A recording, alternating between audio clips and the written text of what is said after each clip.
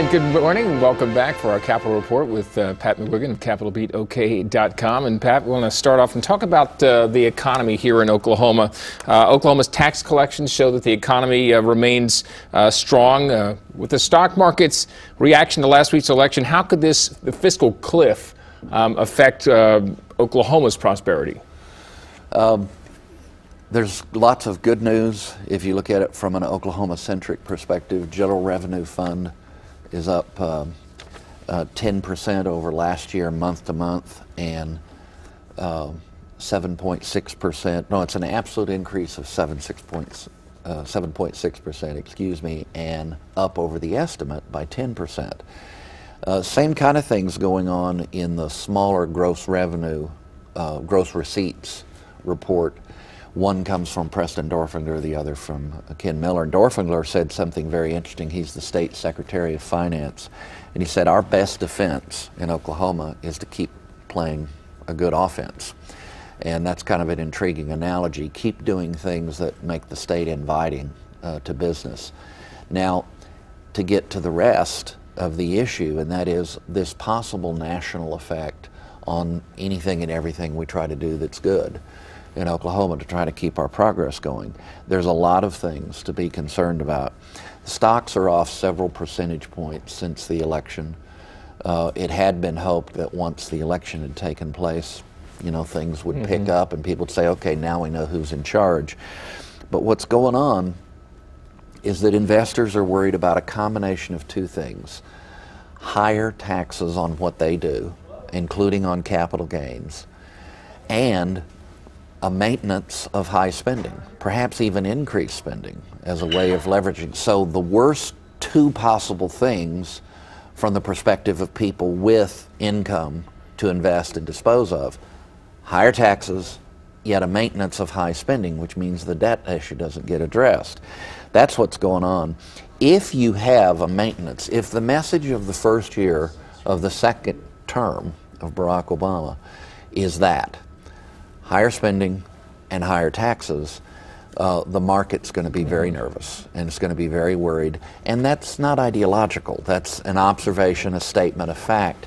Then you have the fact that real personal income hasn't been increasing for the last few years. You can make a case that we've been in a continued recession.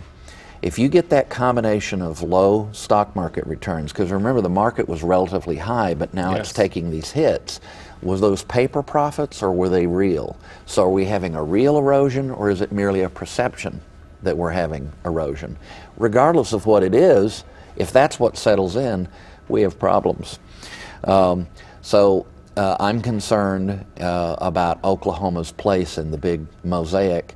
I think because of that personal income issue, you can make a strong case that state leaders ought to be looking at income tax reductions so that people keep more of their own resources, but then that would require our own form of fiscal discipline where we're not as tight as they are at the federal level, but that's the general message of the economy these days. So the salad days are not going to come back, so discipline.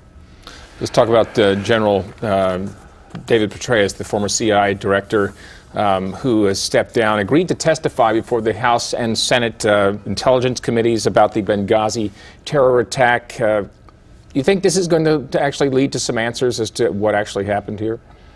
I'm impressed by the fact that Senator Feinstein and some others are also pretty darn upset and are making that clear, and that a departing Senator, Olympia Snowe, a moderate Republican, but who serves on a crucial committee for the next 2 months, is saying the same thing as Feinstein. Just, you know, this is not this idea that because Petraeus had a personal scandal, he's not going to have to testify. That went away real fast. And late this week, as you know, we had a couple of confidential hearings and one public hearing.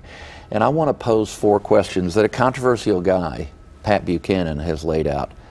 Why were the advance warnings from Benghazi ignored? Why, after the trouble began, was the military unable to go in to rescue, with drones or otherwise, our guys on the ground? Who told the troops to stand down, and why? And why was it characterized for 2 weeks after it became clear that it was not a spontaneous thing in reaction to that video? Why was it continually characterized as spontaneous when in fact it was a planned terrorist attack. Related questions, why is the news media finding these things out before the ranking members of the appropriate committees? You know, I'm a big free transparency guy, but that's an important question, and it's the reason Feinstein and others are upset. Finally, Hillary Clinton and her plans to depart. In a way, she's been very stand-up, seems to be willing to take the fall, but it does not answer the questions that I've posed here for the president to say, focus on me. That doesn't answer the questions about what happened and why. So let's see.